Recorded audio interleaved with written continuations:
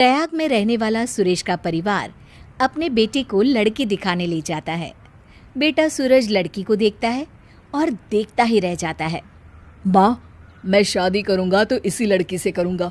मुझे ना कुछ पूछना है ना ही कोई बात करनी है। बस फिर क्या था, धूमधाम से सूरज की शादी कोयल से हो जाती है। लेकिन अगले दिन कोयल की आवाज़ जब घर वाले सुनते हैं तो दंग रह जाते हैं, क्योंकि खुद ही सुन लीजिए। अले अले, इतनी जल्दी सुबह हो गई, मुझे तो नींद आ रही है। कोयल, ये कैसे बोल रही हो तुम? ठीक तो हो ना? बिल्कुल बिल्कुल, मुझे क्या हुआ, मैं तो बिल्कुल ठीक हूँ। सूरज को समझते देर नहीं लगती है कि जिस कोयल की कू कू की आवाज़ वो सुनना चाहता था वो तो तोतली निकली।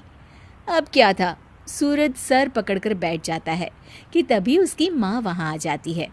अरे सूरज बेटा, बहुरानी क्या हुआ? तुम लोग परेशान से लग रहे हो, सब ठीक तो है ना?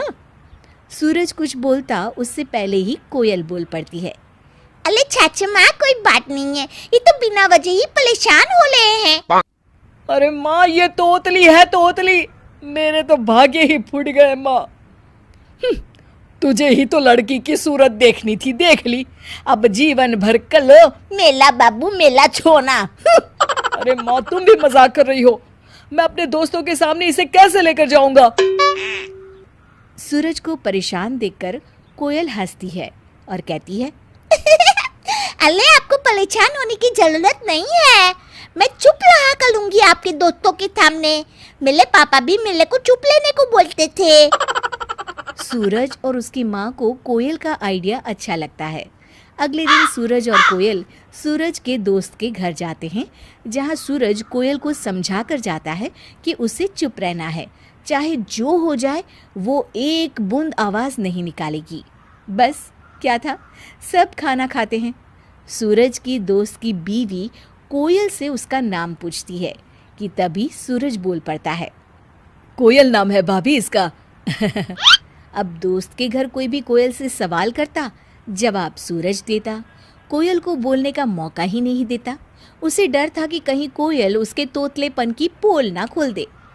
अरे भैया, क्या बात है, जब से आप लोग आए हैं मैंने तो आपकी बीवी की आवाज ही नहीं सुनी, कहीं गूंगी तो नहीं है ना? कोयल को ये बात सुनकर बुरा लगता है, लेकिन उसे सूरज की बात भी याद रहती है कि उसे कुछ भी नहीं बोलना है, तो लिहाजा वो चुप ही रहती है। अरे नहीं नहीं भाभी, कोयल नाम है मेरी बीवी का, कोयल। और कोयल भी भला गूंगी हो सकती है क्या?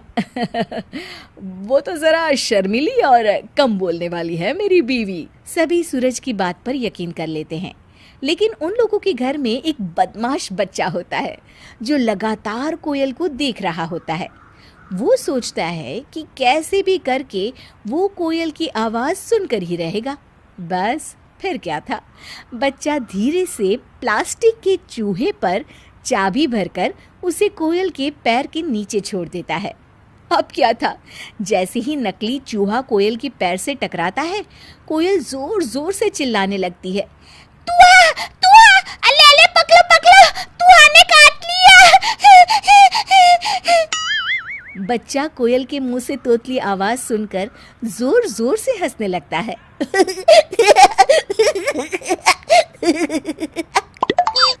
सूरज का मुंह उतर जाता है कि तभी भाभी सूरज को समझाती है। अरे सूरज, तुम्हारी कोयल तोतली बोलती है क्या? हाँ भाभी भैया, मैंने तो सिर्फ इसकी सुंदरता देखी, इससे कोई सवाल जवाब करना भी जरूरी नहीं समझा, लेकिन शादी के बाद मुझे पता चला कि ये तोतली है। अरे कोई बात नहीं सूरज भैया, तोतलापन अब लाइलाज नहीं है, आप ना इसे अच्छे डॉक्टर को दिखाइए, इसका इलाज संभव है। हाँ अच्छा भाभी, तब तो जरूर मैं इसे कल ही डॉक्टर के पास लेकर जाऊंगा, और फिर मेरी कोयल सच में कोयल की तरह बोलेगी।